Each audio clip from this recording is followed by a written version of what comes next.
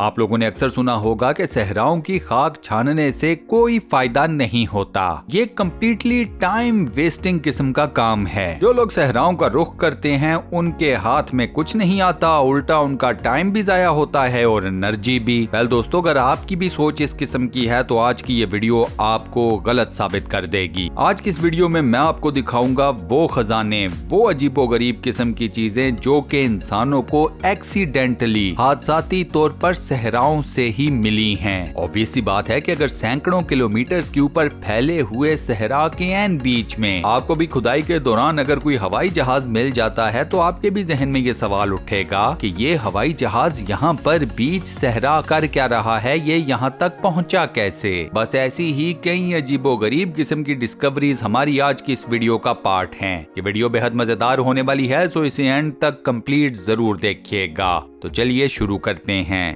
Video का start करते हैं इजिप्शियन सैंड्स लिबियन ग्लास से। दुनिया भर का सबसे प्योरेस्ट ग्लास आपको मिलेगा अफ्रीका के सहारा डेजर्ट में। सहारा डेजर्ट का एक खास किस्म का पोर्शन खड़ा है वेस्टर्न इजिप्ट और ईस्टर्न लिबिया के बॉर्डर के ऊपर। सहारा डेजर्ट का ये पोर्शन प्रोड्यूस करता है एक इंतहाई खास किस्म का ग्लास। 1932 में ये शीशा पहली मर्तबा डिस्कवर हुआ और उस दिन से लेकर आज के दिन तक पूरी दुनिया के साइंसदान इस एक शीशे के ऊपर रिसर्च करते रहते हैं। इस एक खास ग्लास या शीशे ने पूरी दुनिया के साइंसदानों को हैरत में डाल रखा है। साइंसदानों का ख्याल ये है कि मुख्तलिफ कलर्स में मौजूद ये खास शीशा पिछले 26 मिलियन सालों से इस जगह के ऊपर मौजूद है। इसी एक खास ग्लास का एक छोटा सा टुकड़ा खास तौर पर पॉलिश करके मिस्र के मशहूर जमाना बादशाह किंग टट के मकबरे के अंदर भी रखा गया था, ज्वेलरी के आइटम के तौर पर। इस ग्लास के बारे में एक अंदाजा ये भी लगाया जाता है कि शायद मिलियंस ऑफ ईयर्स पहले जमीन के ऊपर एक शहाबे साकिब इस जगह के ऊपर आकर गिरा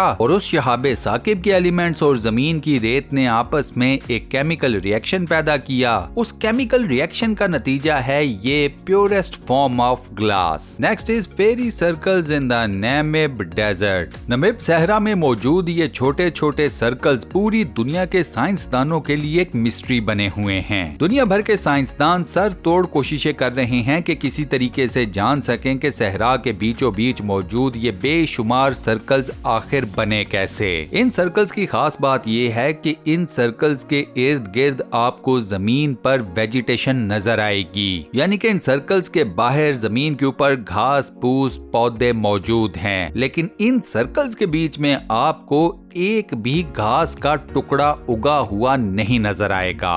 अब इन सर्कल्स के बीच में घास फूस या कोई भी और पौधा क्यों नहीं उग रहा, यही असल मिस्ट्री है। इस एरिया के मुकामी लोगों की मानी जाए तो उनका ये कहना है कि हजारों साल पहले इस जगह के ऊपर ड्रैगन्स रहा करते थे। ये जो फेरी सर्कल्स जमीन के ऊपर मौजूद हैं, ये उन्हीं ड्रैगन्स की कारस्तानी है। वो ड्रैगन जमीन के ऊपर आग बरसाते थे, सो उनके आग बरसाने की वजह से ये सर्कल्स पैदा हो गए। इसके अलावा एक थ्योरी ये भी है कि इन सर्कल्स के नीचे कीड़े मकोड़े रहते हैं और ये कीड़े मकोड़े इन सर्कल्स के ऊपर किसी भी तरह की घास फूस या किसी भी और तरह की प्लांटेशन को उगने नहीं देते। लेकिन इन सर्कल्स की असल हकीकत क्या है, इसके बारे में कोई भी अभी ठोस सबूत के साथ सामने नहीं आ सका। नेक्स्ट नंबर पर है plane found in Sahara desert. Sahara desert में एक टीम तामीराती खुदाई कर रही थी जब अचानक से खुदाई करते वक्त उनके सामने एक जहाज के पिछले 2 पर निकल आए। मारे हैरत के डिगिंग टीम वालों की तो हालत ही गैर हो गई। अब इन लोगों ने जहाज का मलबा तो निकाल लिया, लेकिन जहाज में ना तो कोई इंसान मौजूद था, ना ये पता चल सका कि ये जहाज सहारा डेजर्ट के इस मुकाम तक आया कैसे या पहुंचा कैसे। करीबी एयरपोर्ट्स का डाटा चेक किया गया तो पता ये चला कि ये जहाज और ना ही इस जहाज से रिलेटेड कोई भी फ्लाइट रिकॉर्ड किसी भी एक एयरपोर्ट के डेटाबेस में मौजूद था। तो अब मामला ये है कि ये जहाज और इसका इस तरह से सहरा में निकल आना पूरी दुनिया के लिए एक मिस्ट्री बना हुआ है। नेक्स्ट नंबर पर है mysterious patterns in Gobi desert China. जब चंगेज खान पूरी दुनिया की ईंट से ईंट बजा रहा था तो उन जमानों में गोबी डेजर्ट पूरी दुनिया में अपने नाम की वजह से मशहूर हो गया। रीजन ये थी कि चंगेज खान और उसका लश्कर गोबी डेजर्ट के ही एक किनारे से उठा था। आजकल चाइना में मौजूद ये गोबी डेजर्ट अपने खास पैटर्न की वजह से पूरी दुनिया की नजरों में आ चुका है। गोबी डेजर्ट में मौजूद इस मिस्टीरियस पैटर्न को आप गूगल मैप्स के जरिए भी ट्रेस आउट करके देख सकते हैं। व्हाइट लाइन से बना हुआ ये मिस्टीरियस पैटर्न दुनिया के सामने आया साल 2004 में, जब खला में उड़ने वाले एक सैटेलाइट ने इसका एक इमेज लिया और पूरी दुनिया के सामने रख दिया। ये मिस्टीरियस पैटर्न 1 मील लंबा है और आधा मील चौड़ा। अब ये मिस्टीरियस पैटर्न ना तो नेचुरली बना है और ना ही ये किसी इंसान की क्रिएटिविटी या तख्लीक है। आजकल साइंसदान इसी बात पर सर जोड़ कर बैठे हैं कि आखिर ये मिस्टीरियस पैटर्न है क्या। कहीं ऐसा तो नहीं कि ये मिस्टीरियस पैटर्न किसी जेरे जमीन शहर की दीवारों का नक्शा या खाका हो, या फिर ये कोई ऐसी चीज है कि जिस तक इंसानी अक्ल अभी तक पहुंच ही नहीं सकी। सो इस वक्त ये मिस्टीरियस पैटर्न है क्या, इस सवाल का जवाब तो ऊपर वाला ही जाने। नेक्स्ट नंबर पर है Tunisian lake that sprung out of nowhere. फर्ज करें कि आप किसी सहरा के बीचों बीच रहते हैं, रात को आप सोए और अगली सुबह जब आपकी आंख खुली तो सहरा के बीचों बीच में एक बहुत बड़ी झील अचानक से नमूदार हो जाए। आप कहोगे कि ये पॉसिबल है ही नहीं। वेल दोस्तों, एक मर्तबा तो ये इस दुनिया में पॉसिबल हो चुका है। साल 2014 में ट्यूनिस या ट्यूनीसिया के एक सहरा में अचानक से एक झील नमूदार हो गई, वो भी एक ही रात में। जी हाँ, एक ही रात में। और इस झील को ढूंढने वाले थे लोकल चरवाहे। ये झील 2.6 एकड़ के ऊपर फैली हुई है और इसकी डेप्थ है 10 से 18 मीटर। अब जैसे ही इस खूबसूरत झील के अचानक से नमूदार होने की खबर पब्लिक में आम हुई तो पब्लिक पहुंच गई इस झील के पानियों में नहाने के लिए। इस झील के अचानक से नमूदार होने की जो साइंटिफिक एक्सप्लेनेशन दी जा रही है वो कुछ इस तरह है कि इस जगह के ऊपर एक माइनर सा जलजला आया। उस जलजले की वजह से जेरे जमीन पानी उछला और जमीन के नीचे से निकलकर जमीन के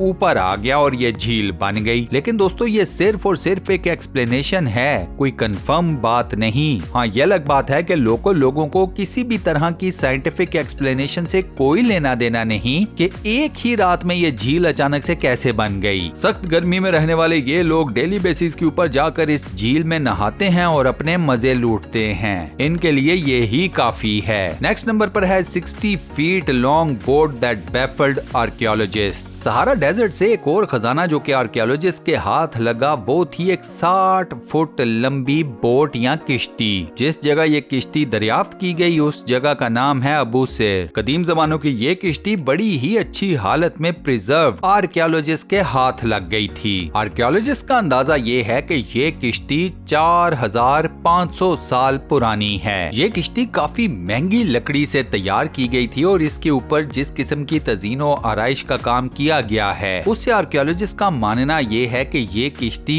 उन जमानों के शाही खानदान के इस्तेमाल में रही है। इस हिसाब से ये किश्ती या तो 3rd डायनेस्टी या फिर 4th dynasty of the Feroz के इस्तेमाल में रही है। लास्ट में देखिए दोस्तों, the work of old man. 1920 में मिडिल ईस्ट के सहराओं के ऊपर से गुजरते हुए कुछ पायलट्स ने जमीन के ऊपर बीच सहरा में अजीबोगरीब किस्म की शक्लें देखी, जिन्हें हम इंग्लिश में शेप्स कह सकते हैं। ये तमाम शेप्स पत्थरों की बनी हुई थी। इनकी अजीबोगरीब किस्म की शक्लें थी और इन शेप्स को बनाने में हजारों पत्थरों का इस्तेमाल किया गया था। अब पत्थरों के बने हुए ये पैटर्न्स इतने अजीबोगरीब थे कि पूरी दुनिया में एकदम से ये जगह हो गई मशहूर। आर्कियोलॉजिस्ट ने आकर इस जगह का और इन शेप्स का मुआयना करना शुरू कर दिया। सबसे पहली बात जो आर्कियोलॉजिस्ट ने इन शेप्स के बारे में की वो ये थी कि इन शेप्स को हजरत ईसा अलैहिस्सलाम की पैदाइश से 2 से 4000 साल पहले बनाया गया था। अब इस जगह के ऊपर जो मुकामी लोग रहते हैं वो पत्थरों के बने हुए इन तमाम स्ट्रक्चर्स को कहते हैं वर्क ऑफ ओल्ड मैन, यानी कि पुराने जमानों के रहने वाले इंसानों के बनाए हुए काम। मजे की बात यह है कि इस पूरी की पूरी साइट को आज के दिन तक ये ही नाम दिया जाता है, वर्क ऑफ ओल्ड मैन। अब इन स्ट्रक्चर्स में से कुछ तो ऐसे हैं जिनकी शेप बिल्कुल एक ट्रायंगल जैसी है। कुछ साइंसदानों का मानना यह है कि पुराने वक्तों के इंसान इन स्ट्रक्चर्स के अंदर अपने जानवरों को बांधा करते थे या कैद किया करते थे। कुछ का ख्याल ये है कि शायद ये स्ट्रक्चर्स शिकार करने के लिए इस्तेमाल किए जाते थे। शिकार को बहला फुसला कर इन स्ट्रक्चर्स के अंदर लाकर कैद किया जाता था और उसके बाद उसका शिकार किया जाता था। ऑन दी अदर हैंड कुछ आर्कियोलॉजिस्ट और कुछ साइंसदान तो